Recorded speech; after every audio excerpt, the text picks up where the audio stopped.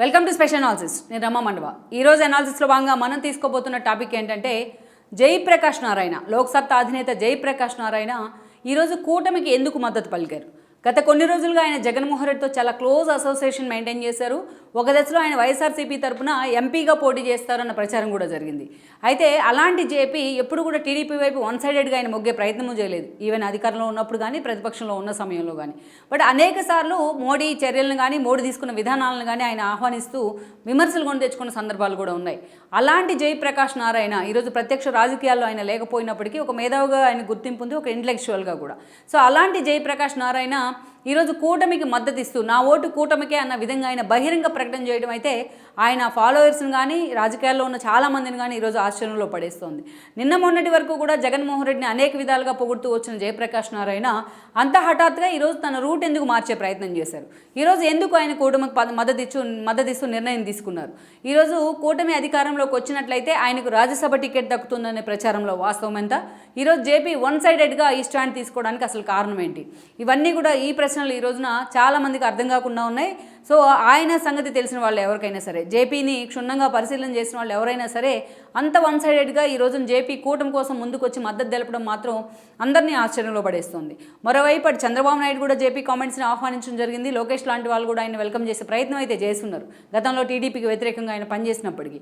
So అందుకని ఈరోజు JP రాష్ట్ర వ్యాప్తంగా ఎస్పెషల్లీ ఏపీ రాజకీయాల్లో సెంటర్ ఆఫ్ అట్రాక్షన్గా మారారని అనుకోవాలి. అయితే ఈ పరిస్థితి కారణం ఏంటి, ఆయన ఎందుకు కూటమికి మద్దతు తెలిపారని చెప్పుకునే ముందు గతంలో జరిగిన పరిణామాలు కూడా ఇక్కడ మనం ఒకసారి హైలైట్ చేసుకోవాలి. గతంలో మనం చూసినట్లయితే ఆయన సీనియర్ ఐఏఎస్గా ఎన్టీఆర్ హయాం నుంచి కూడా చంద్రబాబు నాయుడు హయాం వరకు జేపీ తనకంటూ కూడా ఒక మంచి ఆఫీసర్గా ఒక ఇండివిజువల్ క్రేజ్ని అయితే క్రియేట్ చేసుకోగలిగారు. చాలామంది ఫాలోయర్స్ కూడా ఉన్నారు ఆయనకు అప్పటి నుంచి.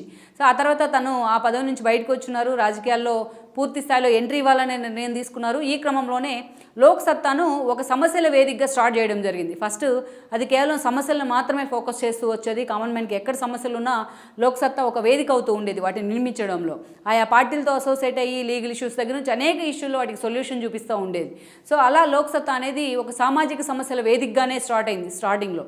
ఆ తర్వాత కొన్ని రోజులకు ఆయన ఎస్పెషల్లీ అంటే 2009 ఎన్నికల సమయంలో, అంటే ఆ రోజు ఒకవైపు కాంగ్రెస్ అధికారంలో ఉంది, ప్రజారాజ్యం పార్టీ అప్పుడే కొత్తగా పుట్టుకొని వచ్చింది చిరంజీవి రూపంలో. అలాంటి సమయంలో లోక్సత్తాను కూడా తన ప్రజావేదికగా ఉన్న తన పార్టీని, ప్రజల సమస్యల వేదికగా ఉన్న తన పార్టీని ఆయన రాజకీయ పార్టీగా రూపాంతరం చెందించే ప్రయత్నం చేస్తున్నారు జేపీ. అప్పటి నుంచి ఆయన ఆ పార్టీ అధినేతగా కూడా ఉన్నారు. ఇక ఆ ఎన్నికల్లో 2009 ఎన్నికల్లో రాష్ట్ర వ్యాప్తంగా పలు చోట్ల, అప్పుడు ఉమ్మడి రాష్ట్రం ఉండేది, ఉమ్మడి ఆంధ్రప్రదేశ్, పలు చోట్ల జయప్రకాష్ నారాయణకు సంబంధించిన అభ్యర్థులు, ఆ పార్టీకి సంబంధించిన అభ్యర్థులు పోటీ చేస్తున్నారు. ఆయన కూకట్పల్లి నుంచి పోటీ చేయడం జరిగింది ఆ రోజున. యాక్చువల్గా కూకట్పల్లి సీట్ అనేది టీడీపీకి ఒక కంచుకోట లాంటి ఏరియా, అది ఒక హార్డ్ కోర్ సీట్ కూడా. అలాంటిది జయప్రకాష్ నారాయణ కోసమే కేవలం ఆ రోజు టీడీపీ తన అభ్యర్థిని కూడా అక్కడ నిలబెట్టకుండా నిర్ణయం తీసుకుంది. ఈ క్రమంలోనే ఆ రోజు అందరినీ ఓడించి జయప్రకాష్ నారాయణ లోక్సత్తా నుంచి ఎమ్మెల్యే కావడం జరిగింది. ఆయన పార్టీకి చెందిన అభ్యర్థులు చాలా చోట్ల పోటీ చేసినా బట్ ఆయన ఒక్కడు మాత్రమే గెలవగలిగారు కూకట్పల్లి నుంచి. ఆ పరిణామాల తర్వాత ఆయన 5 ఏళ్ళు అసెంబ్లీలో కొనసాగారు. అయితే వైఎస్ మరణం తర్వాత అనూహ్యంగా తెర మీదకి వచ్చిన తెలంగాణ ఉద్యమం కావచ్చు, సమైక్యాంధ్ర ఉద్యమాల క్రమంలో జేపీ అనేక సార్లు ఆయన తెలంగాణవాదుల విమర్శలకు కూడా కారణమయ్యారు. తాను అసెంబ్లీలో ఏదైతే కిరణ్ కుమార్ రెడ్డి సర్కార్ మీద అవిశ్వాసం పెట్టిన సమయంలో తాను తటస్థంగా ఉంటానంటూ కూడా ఆయన తీసుకున్న నిర్ణయం కూడా ఆయన మీద దాడి జరగడానికి కూడా కారణమైంది ఆ రోజున. అలా అయితే ఎట్ ద సేమ్ టైం తాను ఎమ్మెల్యేగా ఉన్నా, పార్టీ వైపు నుంచి ప్రతినిధిగా ఉన్నా అనేక సార్లు సమస్యల మీద గల్లం వినిపిస్తూ ఆయన మాట్లాడిన సందర్భాలు అయితే ఉన్నాయి. ఈవెన్ ఇప్పుడు ఈడీ కేసులో అరెస్ట్ అయిన ఢిల్లీ ఏదైతే సీఎం కేజ్రీవాల్ ఎవరైతే ఉన్నారో ఆ అధినేత, ఆయన కూడా ఒకప్పుడు జేపీకి శిష్యుడిగా పేరుంది. అలా తనకంటూ అటు హెల్త్ ఇష్యూస్ కావచ్చు, అదే బడ్జెట్ స్పెషల్గా హెల్త్ అండ్ ఎడ్యుకేషన్ బడ్జెట్స్ విషయంలో కావచ్చు, వాటి మీద ఎలా ఫోకస్ పెట్టాలనే అంశాల్లో చాలా చోట్ల అంతర్జాతీయ వేదికల మీద కూడా జేపీ లాంటి వాళ్ళు ఆయన ప్రజెంటేషన్ ఇచ్చిన సందర్భాలు ఉన్నాయి. తనకంటూ ఒక ఓన్ ఐడెంటిటీ అయితే క్రియేట్ చేసుకున్నారు. బట్ 2014 ఎన్నికల్లోనైతే కూడా ఆయన రాష్ట్ర విభజన తర్వాత జరిగిన ఎన్నికల్లో కూడా ఆయన ఓడిపోవడం జరిగింది. అప్పటి నుంచి లోక్సత్తా పూర్తిగా కనుమరుగయ్యే ప్రయత్నం అయితే జరిగింది. బట్ జేపీ మాత్రం పూర్తి స్థాయిలో పొలిటికల్గా కూడా ఏ పార్టీతో అటాచ్ లేకుండా డిటాచ్ అయిపోయి ఉన్నారు. అయితే ఇక అప్పుడప్పుడు కూడా ఎస్పెషల్లీ 2014 నుంచి 19 దాకా ఎక్కడ జేపీ పలు ఇష్యూల మీద మాట్లాడిన సందర్భాల్లో టీడీపీకి మద్దతు ఇచ్చిన సందర్భాలు అయితే ఎక్కడా లేవని అనుకోవాలి. బట్ మోడీ విధానాలని చాలాసార్లు ఆయన వెల్కమ్ చేస్తూ కూడా విమర్శలు కొని తెచ్చుకున్న సందర్భాలు అయితే ఉన్నాయి. అయితే 2019 ఎన్నికల్లో వైఎస్ఆర్సీపీ అధికారంలోకి వచ్చిన తర్వాత జగన్మోహన్ రెడ్డి విధానాలను 2-3 సార్లు జేపీ పొగుడుతూ కూడా ప్రత్యర్థులు విమర్శలకు అయితే కారణమయ్యారు. సో ఇక అదే సమయంలో ఇటీవల ఆయన జగన్మోహన్ రెడ్డిని కలుసున్నారు విజయవాడలో. అప్పుడే ఆయన విజయవాడ ఎంపీగా పోటీ చేయబోతున్నారనే ప్రచారం జరిగింది. ఎందుకంటే అప్పుడు కేసీఆర్ నాని టీడీపీలో ఉన్నారు, 2 సార్లు ఎంపీగా గెలుచున్నారు. అలాంటి నానికి చెక్ పెట్టాలంటే అదే సామాజిక వర్గానికి చెందిన మరో నేత కావాలని కూడా జగన్మోహన్ రెడ్డి సెట్ చేస్తూ ఉన్నారు గత రెండు టర్మ్లుగా.